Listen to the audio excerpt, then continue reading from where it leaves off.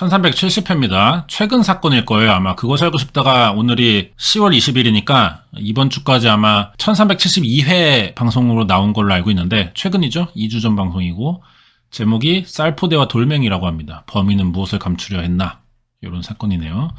2013년 1월 4일에 일어났고 2023년 9월 23일 방송했습니다. 한 달도 채 안 된 방송이에요. 어떤 내용인지 제가 전혀 모르는 사건이에요. 왜냐면 최근에는 제가 그것이 알고 싶다를 안 봤어요.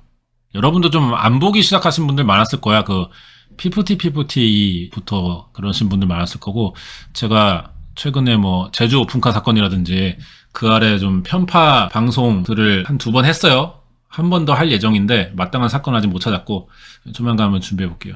그러다 보니까 이제 나 때문인지 아니면 이제 그것이 알고 싶다의 방송에 어떤 문제 여론 뭐 이런 게 생겨서 그런지 안 보게 된 분들이 많아. 그래도 이제 저희가 엄선했어요. 내용을 괜찮은 걸로 찾아서 어떤 내용인지 보고 또 같이 얘기해보고 이렇게 한번 진행해 보겠습니다.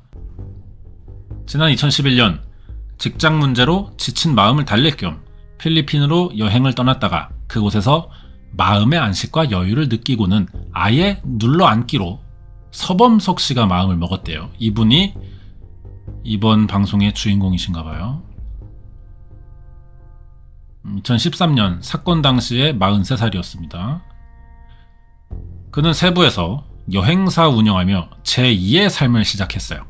한국에 있는 친구들에게 종종 근황을 전했고, 그런데 이 세부에서의 행복이 오래가진 않았다고 합니다.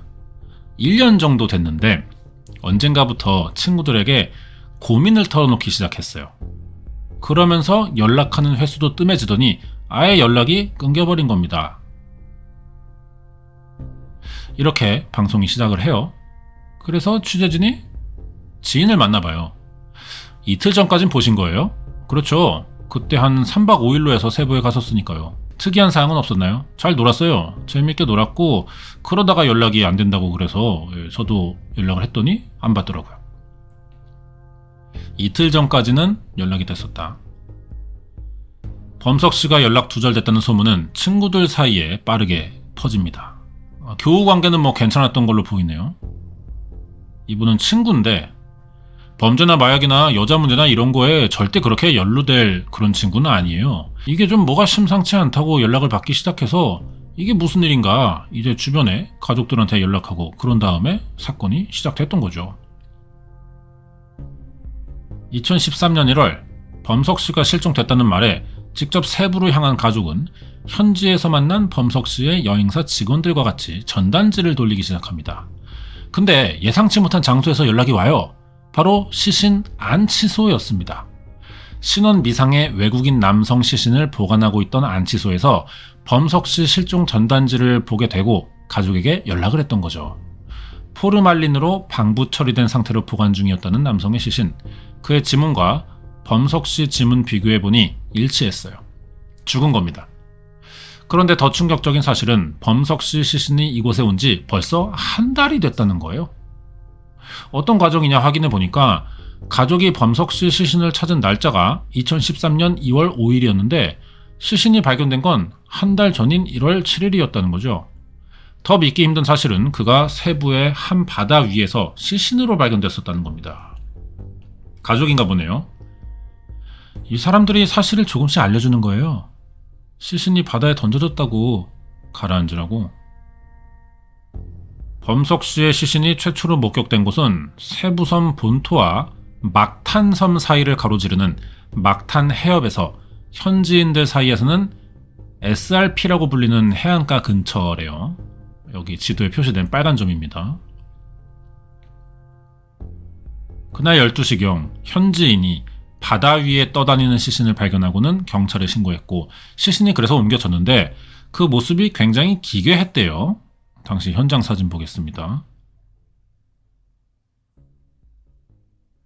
머리부터 발끝까지 각종 비닐봉지와 자루에 둘러싸여 마치 신체 부위가 각각 포장된 것처럼 보였대요.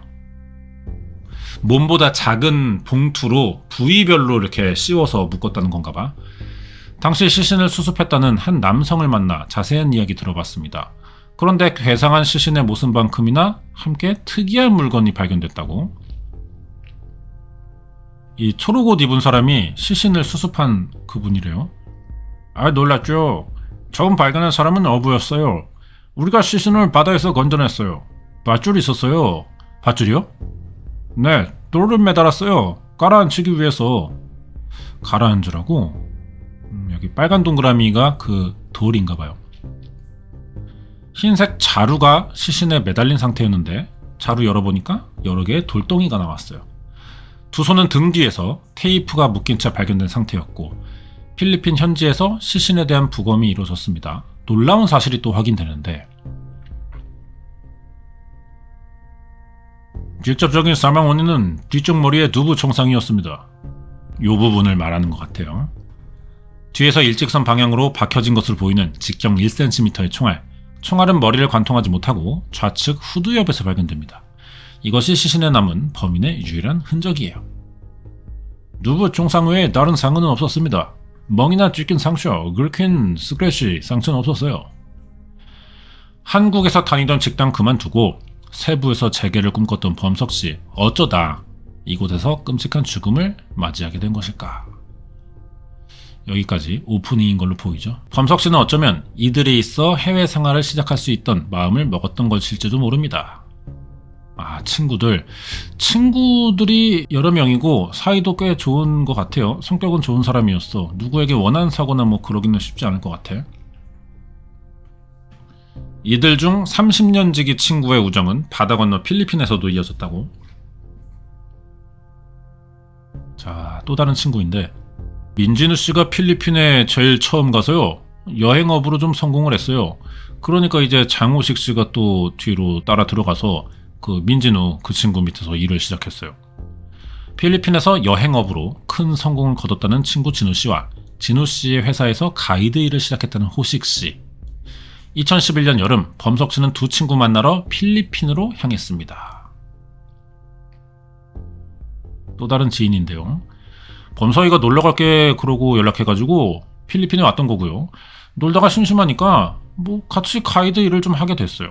어깨 너머로 가이드 일을 접했던 범석 씨는 보라카이 지사에서 본격적으로 일을 배우게 됐고 6개월 만에 10명의 직원과 가이드가 소속돼 있는 세부지사로 발령받게 됩니다.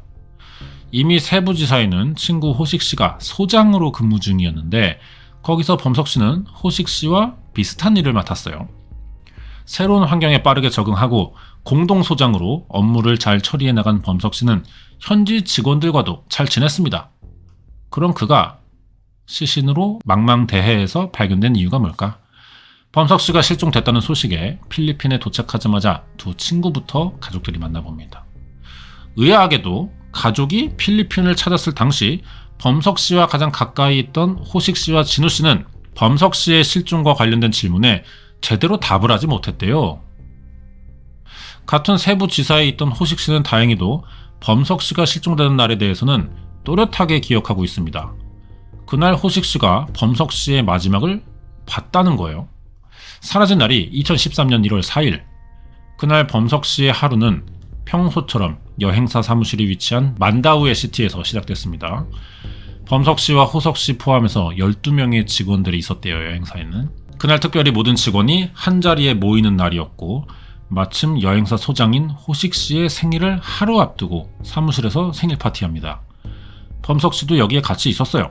그 당시의 친구 진우 씨는 마닐라 본사에 있었대요. 그래서 이 자리에는 없었지만 호식 씨로부터 상황을 전해 들어가지고 그날 일에 대해서는 알고 있었다고. 자, 가족과의 대화입니다. 장호식 씨가 빨간색이고요. 민진우 씨가 파란색 이름. 마지막 날 금요일에 범석이는 청바지에 하얀 티 입었던 걸로 기억해요. 민진우 씨는 마침 그 다음 날이 장호식 생일이었어요. 둘 다 뭐 사건 직전에 허범석 씨랑 무슨 일이 있었는지는 기억을 하고 있네요. 호식 씨가 케이크 자르는 모습을 옆에서 범석 씨가 지켜봤고 그 뒤에 사건이 이뤄진 걸로 보이는데 그날 자리에 같이 있던 여행사 직원 김홍국 씨에게 좀 더 자세한 얘기 들어봤습니다. 저녁 7시쯤 사무실에서 차량으로 10분 거리 라프라프시티의 식당으로 이동했대요.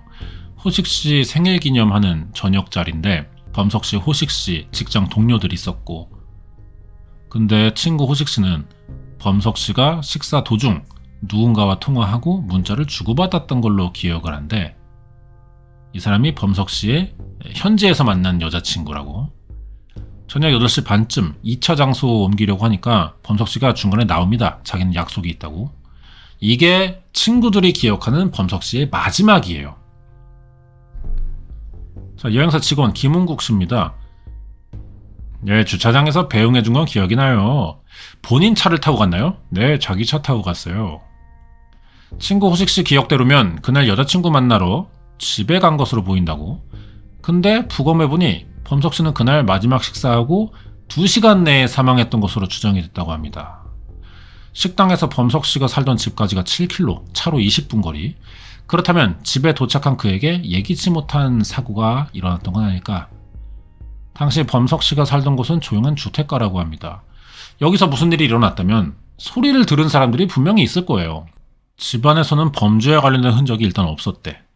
집주인 말 들어봅니다. 그 지역은 안전해요. 동네를 들어갈 때 경비도 있고 누군가는 왜 하는지 검문합니다. 신원 확인 안 되면 신분증 제출해요. 그러지 않으면 들어갈 수 없어요. 굉장히 안전하죠. 강력범죄가 일어날 만한 곳은 아니라고. 거기에 범석 씨의 여자친구도 그날 범석 씨가 집에 들어오지 않아 만나지 못했다고 이야기했대요. 그러면 가던 길에 무슨 상황이 벌어진 건 아니냐? 총기 규제가 허술해서 일반인도 필리핀은 총을 쉽게 소지할 수 있다고 합니다. 당시 필리핀에서는 한국인 상대로 하는 총기 강도 사건이 끊이지 않았는데, 혹시 범석 씨도 돈을 노리는 강도들의 표적이 된 건 아닐까? 범석 씨를 잘 아는 사람들은 그럴 가능성이 매우 적다고 합니다. 평소에도 그렇게 현금을 가지고 다니나요? 아유, 전혀요. 그렇다고 형이 명품을 좋아한 것도 아니고요. 자기 저녁 한 끼 사 먹을 돈 외에는 현찰 안 들고 다녀요. 술도 많이 안 먹고 정신 놓는 스타일도 아니야. 무엇보다 범석 씨가 우발적으로 강도에게 납치 피살됐다고 보기 어려운 점은 범석 씨의 시신 상태와 유기된 방식이 일반적인 필리핀 강도 수법과는 거리가 있기 때문이래요. 이분이 필리핀 대사관의 경찰 영사입니다. 예, 현재인은 거의 현장에서 이렇게 총을 쏘고 떠나버리는 경우가 대부분이죠. 이런 형태로 시신을 유기한 사건은 제가 맡았던 42건 중에는 없었어요. 주로 총을 범행 도구로 이용하는데 필리핀 강도들이 피해자 시신을 현장에 그대로 두고 도망간대요. 쏘고 물건 뺏고 튀는 거야. 굳이 목격될 위험을 무릅쓰고 피해자 신원을 공들여 감출 필요, 시신을 수습할 필요가 이들에게는 없다는 것이죠. 장례식장에서 일하며 수많은 시신을 수습해왔다는 현지 시신 안치소 관계자도 같은 생각이었대요. 이 사람을 죽인 사람은 원한이 매우 깊은 것 같아요. 5개나 포장했으니까요. 5개요? 몸을 가리기 위해 쌀포대 5장 썼어요. 5종류의 포대로 시신을 겹겹이 포장해 범석 씨의 신원을 감췄습니다. 여기에 무거운 돌덩이를 매달아서 시신을 바다 밑에 영원히 유기하려고 했지만 이것에 대한 변수는 계산하지 못했다고. 물체가 물속에 잠겨있을 때 중력의 반대 방향으로 떠오르는 부력, 시신의 경우 부패하는 과정에서 가스가 만들어져 부력을 갖게 된다고 합니다. 여기에 유성우 교수는 사망하면 부패로 인해 몸에 가스가 형성되어 몸의 가스가 부력이 돼서 떠오르게 되고요. 매우 이게 강력한 힘이라 물에서 부패되면 다 떠오릅니다. 사슬이 끊어진다든지 이럴 정도로 그 힘이 강해요. 그러면 이런 수법을 예전에는 사용해 본 적이 없는 사람들이라는 건가, 범인이? 만약에 필리핀에서 사람 죽여주는 대가로 돈을 받고 이런 일을 한다 그래. 그러면 몇 번 경험이 있었을 거 아니야. 근데 같은 방법 사용했으면은 시신이 떠오르네? 이러지 말아야겠다. 다른 방법을 써야겠다.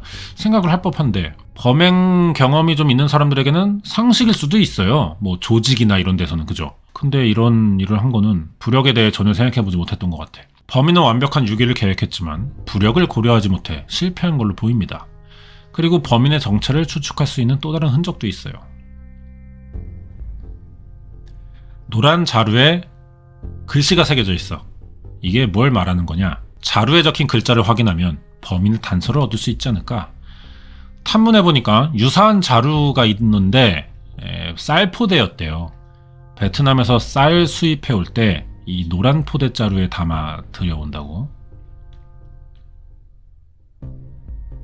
그래서 현지 시장 상인 만나봅니다. 포대 디자인을 자주 바꾼대.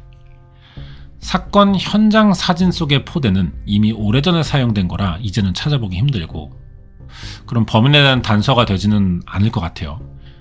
더 이상 시신에 남은 범인의 흔적이 없는 거냐? 전문가는 범석 씨의 시신이 유기된 방식에서 범인과 범석 씨의 관계를 추측할 단서가 있을 거라고 합니다. 여기에 범죄 심리 분석가 표창원 씨 나옵니다. 피해자가 발견된 시신에 대한 처리 과정, 방법만 놓고 보자면 결코 발견되지 말아야 한다, 발견되지 않도록 해야 한다는 그런 의지나 어떤 노력, 목표의식이 뚜렷해 보이거든요. 시신을 은폐하는 데 많은 공을 들인 것으로 봐서 면식범 소행으로 추측된다. 그의 머리에 남은 총상도 비슷한 사실을 말해준대요. 결박이나 억압흔이 없어요. 아주 총알이 명확하게 흔들림 없이 동그랗게 들어갔단 말이에요. 본인이 위험을 당한다거나 위험 상황이 아니라고 생각하는데 뒤에서 총알을 맞았다거나 하는 경우입니다. 다른 상처는 발견되지 않은 것으로 봐서 범석 씨가 방심한 틈을 타 뒤에서 총기를 겨눈 걸로 추측된다고 합니다. 양손을 뒤로 결박한 것도 사후에 벌어진 일로 보이고, 그런데 아주 의외의 장소에 범인이 의아한 흔적을 남겼대요. 범석 씨가 실종된 뒤 6일이 지났을 무렵 그의 차량이 난데없이 사무실 근처에 나타났습니다. 시점상 이게 범석 씨 사망한 뒤에 벌어진 일이래요. 즉 범행을 저지른 후 범인이 범석 씨 차량을 가져다 놓은 것으로 추측이 된다. 여행사 사무실에서 300m 떨어진 곳, 여기서 범석 씨의 차량은 세차라도 한 듯이 깨끗한 상태로 발견됐어요. 당시 직원들은 대체 누가 왜 여기에 범석 씨 차량을 갖다 놨는지 이해할 수가 없던 그때 한 남자가 범석 씨 차량을 지켜보고 있었는데요. 직원들도 잘 아는 사람이래. 당시 여행사 직원이었던 황정배 씨 말을 들어보면 범석이 형이 중고차 한 대 구입했거든요. 그게 조금 판매자랑 문제가 있던 걸로 알고 있어요. 잘해 샀는데 돈을 얼마 줬는데 돈을 더 달라 뭐 이런 식으로 나왔나 봐요. 실종 2달 전인데 현지인 크리스에게 필리핀 돈으로 30만 페소, 하나로 하면 이게 600만 원 정도 돼요. 중고차를 할부로 계약했대, 범석 씨가. 근데 갑자기 이 크리스라는 애가 범석 씨에게 할부 금액을 일시 상환해달라고 무리한 요구를 합니다. 범석이가 짜증나가지고요, 이 씨발 미친놈 아니냐 그래서 야 확실하게 얘기를 해, 얘기해야지, 이 미친놈 계속 문자 온다고 그래요. 그날 식당에서도 좀처럼 손에서 휴대전화를 놓지 못했다는 범석 씨. 혹시 그날 범석 씨와 만나기로 했던 사람이 중고차 판매원 크리스는 아니었을까? 범석 씨 지인들 모두 처음엔 그 사람을 의심했대요.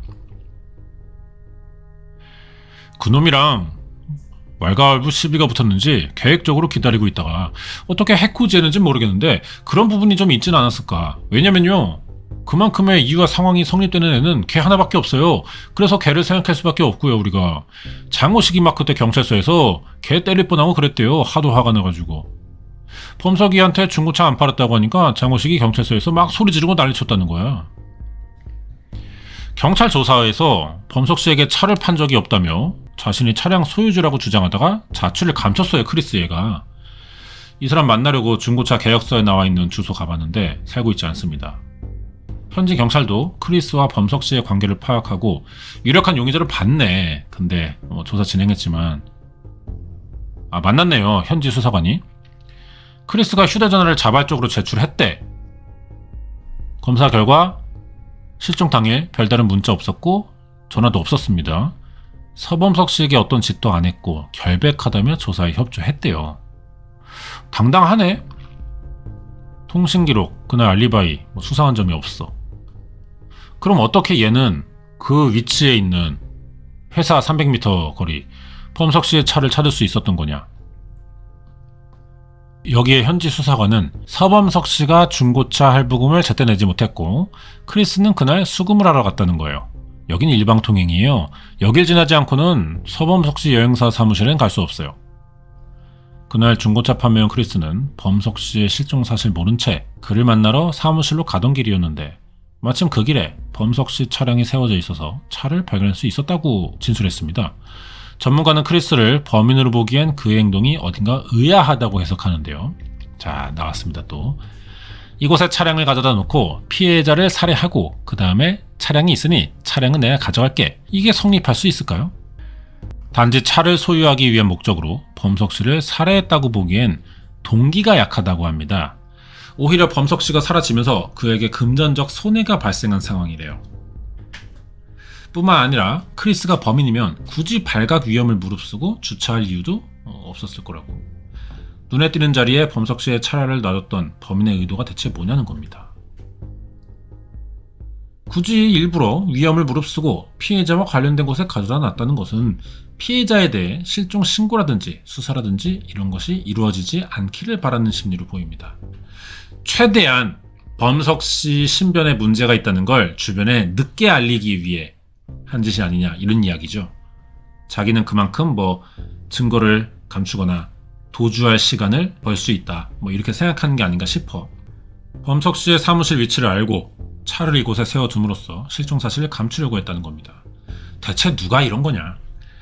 현지 경찰은 당시 범석 씨의 통신 기록에서 의아한 점을 발견해요. 실종 당일인 1월 4일의 통신 기록이 존재하지 않는다는 거죠. 실종 전날 밤 9시 2분 범석 씨의 마지막 통화 기록이 남아 있습니다.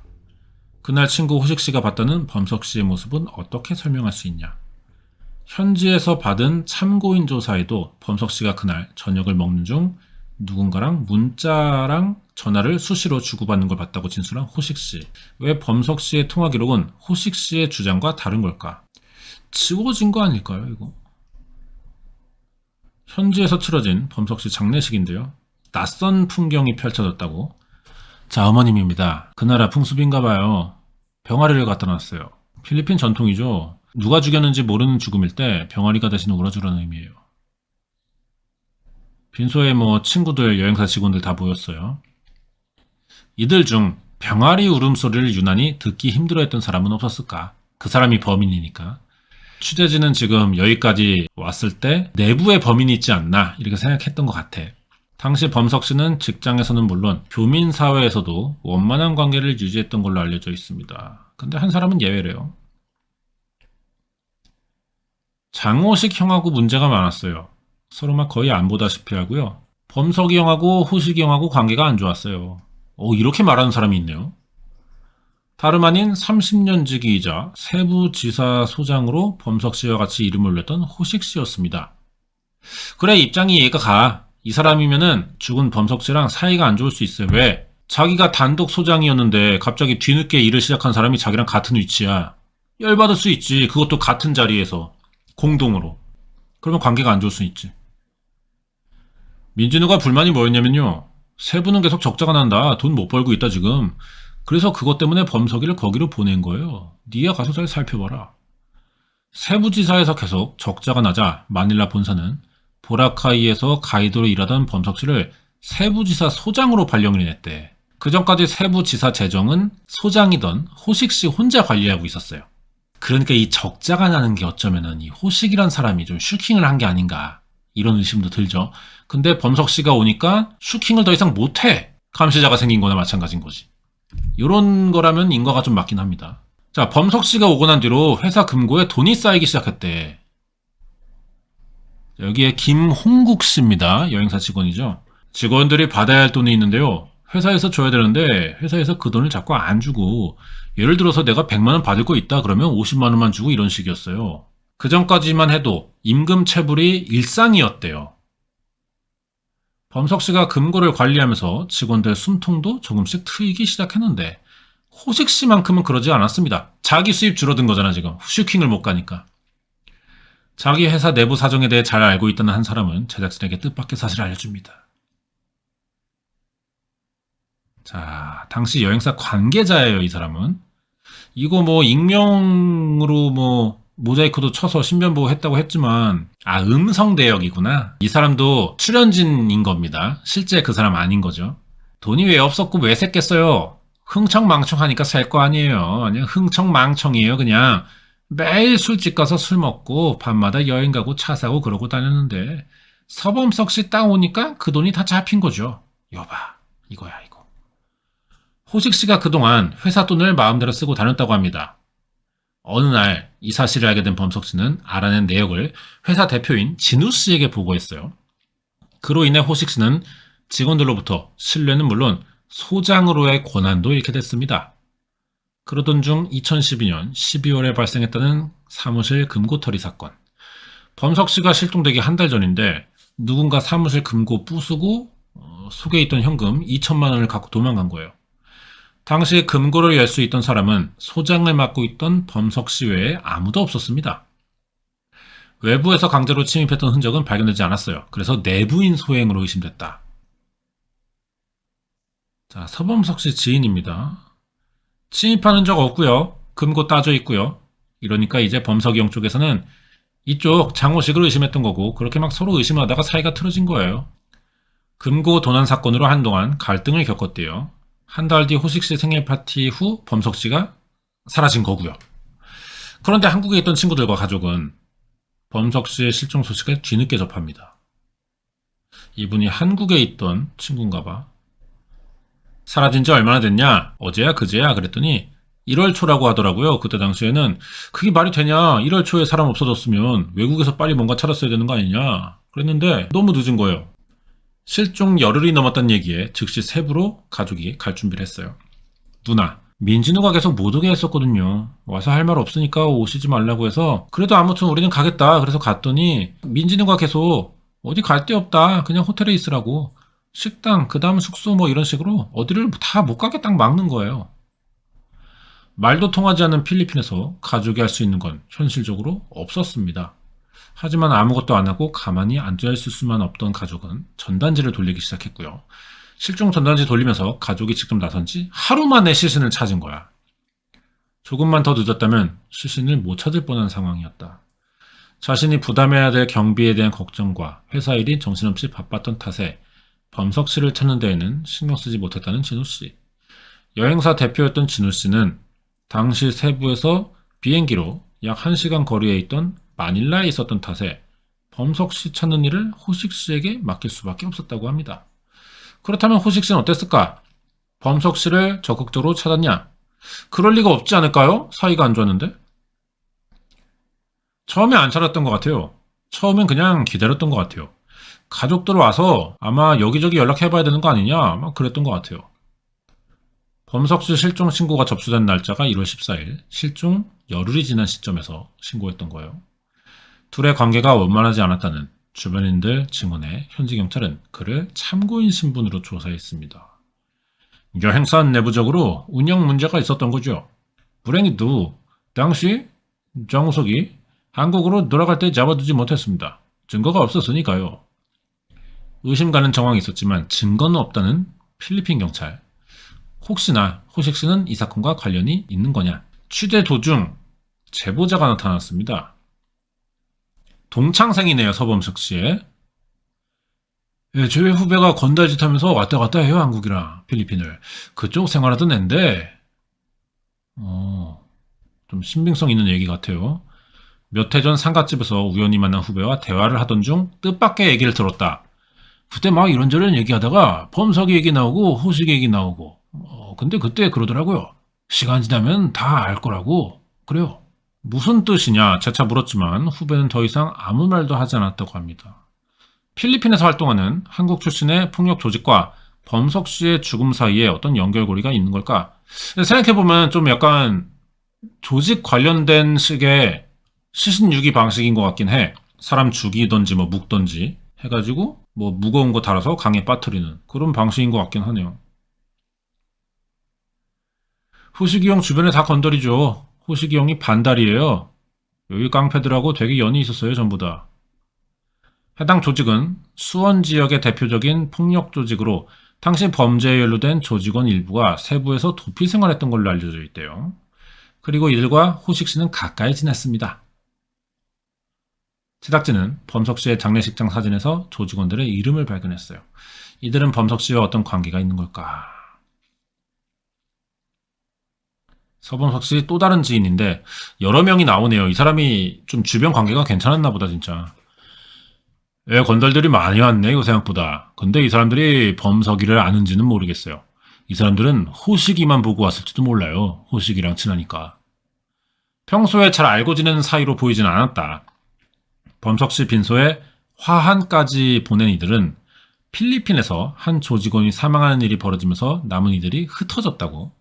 10년이나 지나 많은 것이 바뀐 현장에서 범석 씨의 죽음과 당시 폭력 조직원의 연결고리를 밝히는 건 사실상 어려웠지만 전문가로부터 한 가지 의견을 들을 수 있었다고 합니다. 무슨 의견인지 이거 아마 2부에서 봐야 될 것 같네요. 이게 뭐 여러 명이 나오는데 다 이제 범석 씨 주변 지인인 것 같고, 분위기가 중반부로 들어오면서 조직에 관련된 선수들이 사주를 받아 제거를 대신 해준 게 아니냐. 그러면 이제 청부한 사람은 호식 씨가 좀 유력해 보이는 상황. 그죠?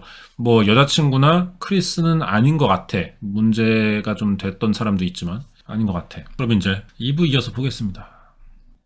네, 오늘은 1370회 쌀포대와 돌멩이, 범인은 무엇을 감추려고 했냐 2부 보겠습니다. 자, 필리핀 대사관 영사 또 나왔네요. 한국에서 조폭들이 들어온다는 얘기들은 수시로 들리죠. 어느 파다 저도 폭력 조직파들 계보도 잘 모르겠어요. 한인들이 돈을 빌려가지고 도박하고 갚지 않는 경우가 많아서 폭력을 행사한다든지 하는 수준에서 범죄가 이뤄지고, 이제 그 사람들이 직접 청부 살해를 한다, 이런 거는 생각하기가 좀 어려워요. 한국에서 온 폭력 조직원들이 현지 도피 생활을 하고 있는 상황에서 강제 추방당할 위협을 무릅쓰고 강력 범죄를 벌이는 일은 좀처럼 없다고 한대요. 이제 모든 의혹을 풀어줄 열쇠는 한 사람에게 있는 것으로 보입니다. 사건이 있던 날 밤 범석 씨와 함께 있던 30년 지기 호식 씨예요. 인터뷰 요청을 받아주네. 자신을 둘러싼 소문과 의혹을 잘 알고 있었어요. 제작진이 가장 먼저 마지막 저녁 식사 자리에서 무슨 일이 있었는지 둘러싼 의혹에 대해 하나씩 물어봤습니다. 2차로 노래방 가자. 저녁에 먹고요, 소주 한잔 했을 거 아니에요. 그때 소주 한잔 하고 노래방 가자 그랬더니 자기가 약속 있다고 먼저 가서 남은 사람들이랑 노래방 가서 술 한잔 더 먹고. 그 전까지는 그럼 약속이 있는 줄 모르셨어요? 범석씨가? 예, 저는 몰랐어요. 조금만 더 있으면 몇 시간 지나면 내 생일인데 같이 좀 있지 말이야. 왜냐면 친구가 범석이밖에 없잖아요. 근데 약속 있다고 먼저 가는 거예요. 그래서 저는 속으로 분명 이거 여자 만나러 갈 텐데 쟤가 나버리고 여자 만나러 가네, 이런 생각을 한 적은 있어요. 누구보다 각별한 사이라 먼저 자리를 뜨는 범석씨 보면서 약간은 서운한 마음이 좀 들었대요, 호식씨가. 범석씨의 실종 사실을 뒤늦게 알린 이유도 누구보다 범석이에 대해 잘 알고 있었기 때문이라고 말했고요. 가끔 머리 식힌다며 연락을 끊고 사라지곤 했다는 범석씨. 호식씨와 헤어진 그날 이후에도 곳곳에서 범석씨 봤다는 목격담도 이어져서 범석씨가 출근하지 않은 걸 자기는 크게 생각하진 않았다고 그럽니다. 하지만 얼마 뒤 이 목격담들이 사실이 아닐 수도 있다는 생각이 들어가지고 그제서야 좀 늦었지만 신고를 했대요. 또한 범석씨가 세부지사로 발령받은 내막은 본인도 잘 알고 있었지만 사람들이 말하는 두 사람 사이의 갈등은 친한 친구 사이에 있을 법한 가벼운 것이었다고 주장합니다. 여기에 대해 물어본 거지. 그러니까 진우가 범석이 보낸 이유도요, 저는 그렇게 들었어요. 감시하라고요? 예, 감시하라고 들었어요. 거래처에서 커미션을 제가 거둘 때니까 걷어서 한 10%를 제가 만들었어요. 그리고 회사에 보고를 안 했죠. 존나 당당하네. 왜냐면 저도 월급을 제대로 못 받는데 어느 정도 챙겨야 될 필요 있잖아요. 그때 와서 범석이가 그걸 알았어요, 제가 슈킹하는 거. 그래서 양상이 범석이랑 진우랑 편먹고 저는 이제 외톨이 다라들이 다라뚜 된 것처럼 싸웠죠. 싸웠다가도 아침에 얘기 없다가 야, 점심 뭐 먹냐? 야, 그러게 뭐 먹지? 이러면 또 대화 좀 하고 그러다 풀고. 필리핀에서는 저랑 거의 붙어 있었으니까요. 친해요. 결과적으로 회사 돈을 마음대로 사용한 건 사실이야. 하지만 그 일 때문에 둘이 사이가 나빠진 건 아니었대요. 그러니까 자신에게는 범석씨를 살해할 만한 동기가 없다는 겁니다, 주장의 핵심이. 하지만 제작진은 그럼에도 불구하고 확인해야 할 몇 가지 사실이 남아있었어요. 먼저 호식씨가 그날 식당에서 목격했다는 상황이 정말 사실인지 확인할 필요가 있습니다. 그는 범석씨가 식당에서 누군가와 연락한 것에 대해 잘 기억나진 않지만 필리핀에서는 여러 개의 전화번호를 언제든 쓸 수 있다고 설명하네요. 지금 가서 필리핀은요, 아무 데서나 유심 사면은 자기 이름 없어도 유심을 한 100개는 사요. 편의점에서 막 사요. 그냥 아무 휴대전화에다가만 꽂으면 쓸 수가 있는 거죠. 실명이 아니죠, 그거는. 그래서 번호가 싫어요. 그러면 그거 버리고 또 다른 거 사가지고 끼울 수가 있어요. 당시 경찰이 조회한 휴대전화 번호가 어쩌면 당일 범석 씨가 사용한 휴대전화 번호가 아닐 수도 있다는 얘기예요. 여기에 변호사인데요, 이분은. 예, 우리나라는 개개인이 자기 명의 휴대전화를 당연히 써야 되잖아요. 그렇죠? 그런데 필리핀 같은 경우에는 그런 개념 자체가 거의 없기 때문에 어떤 휴대전화를 특정해서 그 휴대전화를 통해서 사용자가 누구인지 확보하고 기지국을 통해서 그 사람이 거기 있는지를 파악해서 이동 경로를 파악한다거나 또는 범행 현장에 있던 휴대전화 번호들을 다 특정해서 그 기지국 내에 있던 번호에 대한 조사가 이루어진다거나 이런 것들이 거의 불가능해요. 대포폰도 그냥 아주 만연하기 때문이죠. 호식 씨의 주장이 어느 정도 일리는 있다고 합니다. 그렇다면 당시 범석 씨 빈소에 폭력 조직원들이 찾아온 이유를 어떻게 생각하고 있을까? 폭력 조직원과의 관계를 특별히 부정하진 않았지만 이것도 범석 씨 사망과는 관련이 없다고 합니다. 인터뷰가 끝나갈 때쯤 자신이 생각한 용의자가 따로 있다며 조심스럽게 말을 꺼내기도 했어요. 그 당시에도요, 지금도 마찬가지지만 중고차 판매자가 범석 씨한테 해를 가하면 돈을 못 받잖아요. 범석이가 그때 돈을 얼마나 갖고 있는지 모르잖아요. 저는 여유 있을 때는 가방에 몇 천만 원도 그냥 가지고 다녔는데요. 차 명의가 아직 범석이한테 안 옮겨왔으면 범석이가 갖고 있는 현금이 얼마인지 모르지만 그거랑 자기 차, 그러면 그 사람은 손해보는 게 아니잖아요. 범석 씨가 현금을 많이 소지했을 가능성을 제기하며 중고차 판매원 크리스를 의심하는가 하면 범석 씨의 여자 관계가 복잡했다며 주변의 여자들을 의심하기도 했습니다. 제작진이 그동안 취재를 통해 확인한 범석 씨의 모습과 상반되는 얘기예요. 이런 호식 씨의 주장을 어떻게 받아들여야 될까? 여기에 제가 굉장히 존경하는 아주 훌륭한 분이시죠. 순천향대 경찰행정학과 교수님 오윤성 교수님 모십니다. 저는요, 신빙성이 좀 떨어진다고 봅니다. 떨어지고 창호식이라는 사람의 여러 가지 얘기는 범인은 단순 강도나 크리스나 다 한국 사람이라고 하는 가정에 대해서는 비켜나 있어요. 나름대로 시나리오가 탄탄하게 되어 있는 거예요. 날카로워. 그러니까 이분의 분석으로는 정호식이라는 이 사람이 어차피 확인하기 힘든 핑계들을 대고 있는 거야. 정호식의 말이 사실인지 수사할 수가 없어. 막연해, 얘기들이. 그렇게 둘러대고 있지 않나, 이렇게 보는 거죠. 당시 참고인 조사에서도 중고차 판매원 크리스와 필리핀 여친에 대해 강하게 의심했습니다. 호식 씨가. 그의 진술에 의심스러운 부분도 있지만 친한 친구이자 동료로서 제기할 만한 주장일 수도 있다고 다른 전문가는 지적을 해요. 맞는 말이지 않냐? 가능성이 뭐 0은 아니지 않냐? 뭐 이렇게 말하는 겁니다. 호식 씨의 주장이 어디까지 진실이고 어디까지 거짓말인지 확인할 수가 없습니다. 가족의 요청으로 수사를 시작한 한국 경찰은 범석 씨 사건을 어떻게 판단했을까? 당시에 보고받은 내용이 없던 건가요? 아니요. 수사했는데 없다고요. 시신이 발견됐다. 이것밖에 없다고요. 이분은 또 다른 수사 관계자인데 제일 중요한 거요. 부검 자료도 못 받았거든요. 사진 몇 장 받은 게 다 알아가지고 이 필리핀 쪽에서 태풍으로 유실됐다 뭐 이렇게 얘기 전해 들었어요. 2013년 11월 필리핀을 강타한 슈퍼 태풍 욜란다, 국내에서는 하이엔으로 알려졌는데 이 태풍으로 필리핀에서 6,000명 이상의 사망자가 발생하는 등 큰 피해를 입은 적이 있어요.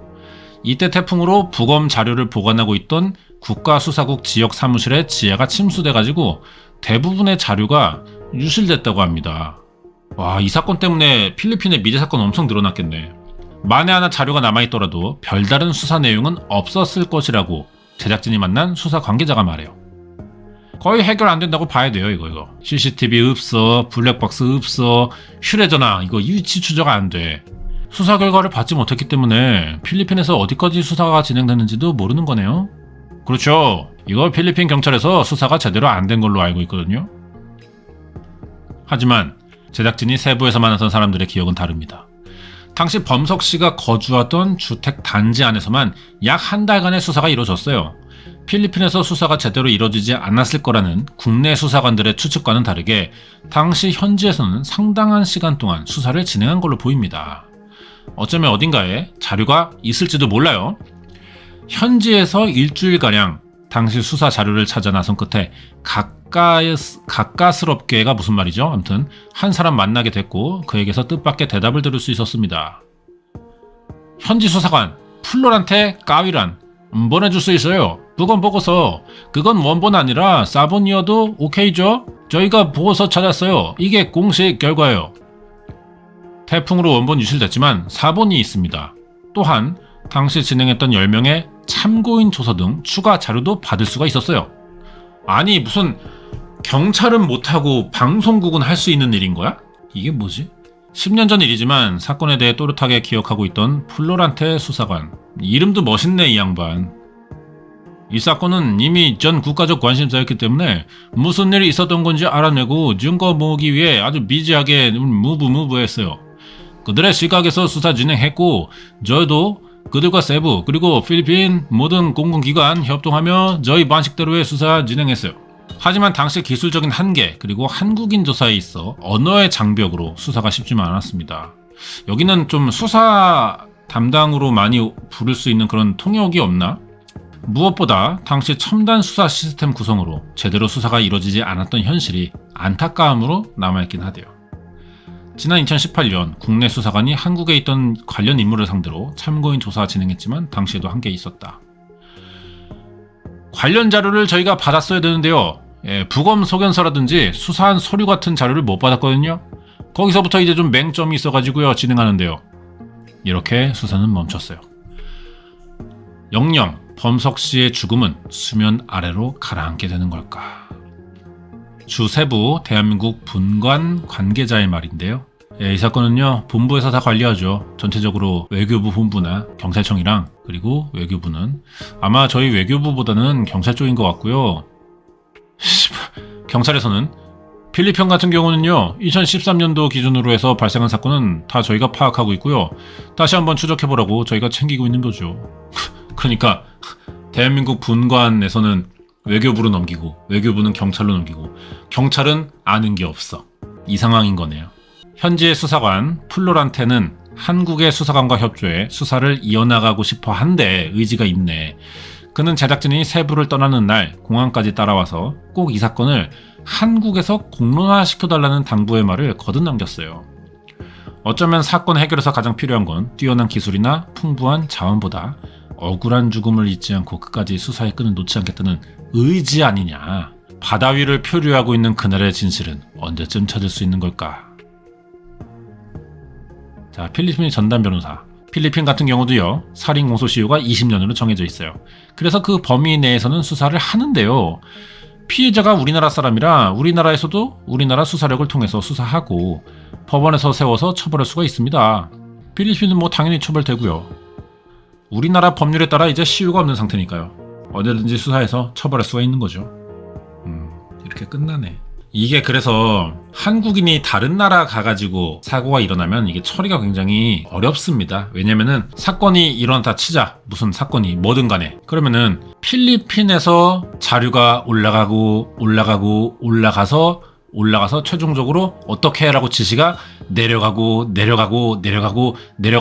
한국으로 전달이 돼. 뭔가를 요청한다거나. 그럼 한국에서도 맨 밑에서 위로 올라가서 결제가 올라가서 뭐 사인을 받고 올라가서 결과가 내려오면 내려보내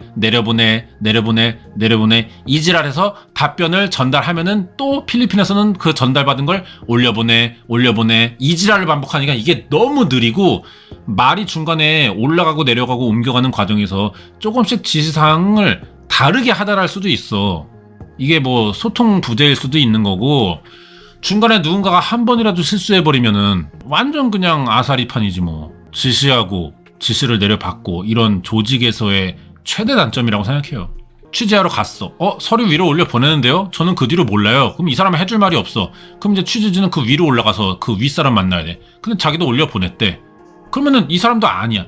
계속 올라가야 돼. 이런 상황이에요, 이게. 중간에 한 명 삑살이 내면은 뭐 망하는 거야, 진짜. 그런 상황입니다.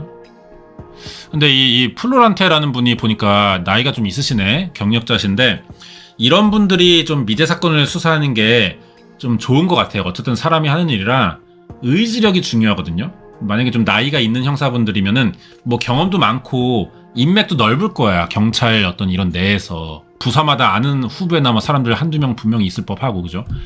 그러다 보니까 자기의 권한으로 올려보내 내려보내 이런 거 안 하고 다이렉트로 찾아가서 자료 받거나 뭐 도움 청할 수 있고, 그렇기도 하고 은퇴 직전이라 자기가 맡은 사건 마지막으로 제대로 해결하고 그만두고 싶고 뭐 이런 의지가 있을 거란 말이죠. 그래서 좀 젊은 형사도 뭐 물론 좋지만 좀 나이가 있는 분들이 이런 미제 사건을 담당해야 의지력이 좀 있지 않을까 싶어요. 왜냐면 공무원들이라 성과에 따라 뭐 성과급이라든지 뭐 승진은 있지만 나이가 좀 있는 분들은 의지력을 앞세워서 좀 자기 좀 손해 보더라도 개인 사비 들여서 수사비 쓰고 막 이런 경우들도 있기 때문에 그런 걸 좀 기대하는 게 차라리 좀 나은 상황일 수도 있어요. 그리고 굉장히 훌륭하신 분의 의견 잘 들었고요. 역시 날카로워요. 진짜 전문가는 이분이 아닌가 싶습니다.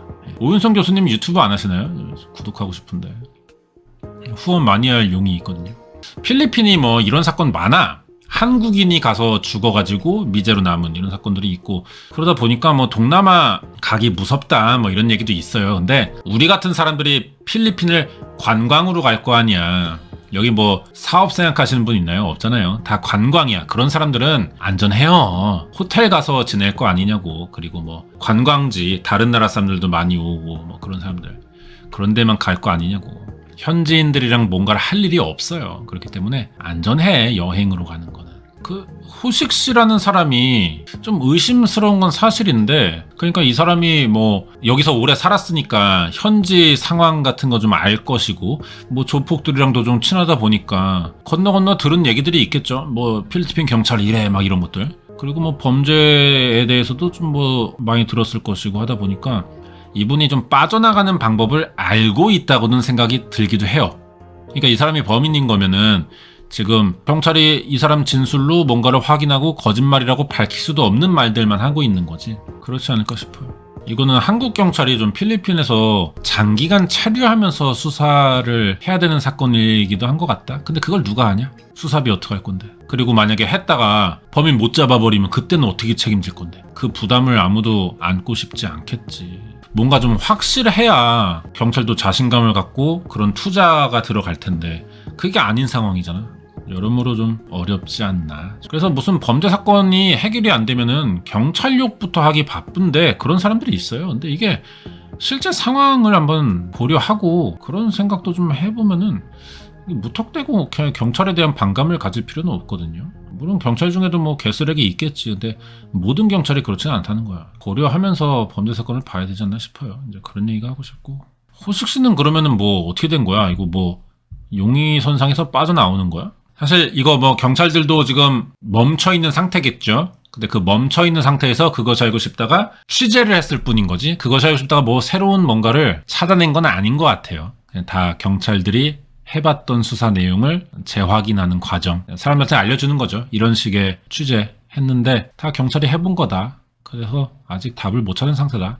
그냥 그렇게만 알리는 뉴스 형식이라고 보면 될 것 같습니다. 이 방송을 제가 봤어요. 좀 집중도가 없는 편이었던 것 같긴 해. 좀 뭐랄까 여러 명이 나와서 그런지 귀에 이렇게 잘 안 들어오더라고. 무슨 내용인지가 좀 헷갈려요. 너무 여러 명 나오잖아. 한 사람한테 계속 얘기를 듣고 왔다 갔다 하는 게 아니라 산발적으로 만나다 보니까 헷갈리는 내용들이기도 하고. 네, 오늘 1370회 쌀포대와 돌멩이, 범인은 무엇을 감추려 했나, 필리핀에서 일어난 서범석 씨 사망사건 미스터리 취재하는 방송이었고요.